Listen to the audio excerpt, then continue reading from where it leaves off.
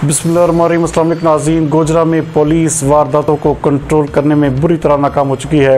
महल्ला new plot की गली number 4 में नामालूम चोरों ने रात के वक्त ताले तोड़कर घर के तमाम सामान का सफाया कर दिया।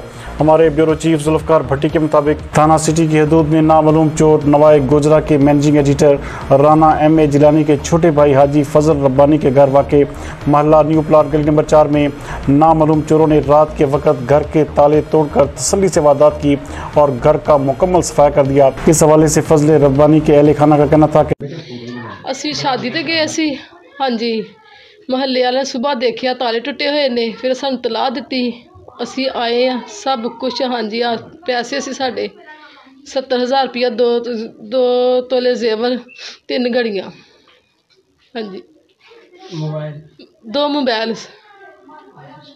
पुलिस अब आई है इस हाँ जी, आई है, पुलिस आई है, देख गई है। तो आपने कैसे ये सारा जो है किस तरह पता चला जी? पता सब बिखरी चीज़ें बिखरी पई है। हाँ जी, है नहीं, मैंने उत्थे देखा, मैं खुद कागज़ घर दे कागज़ भी नहीं है।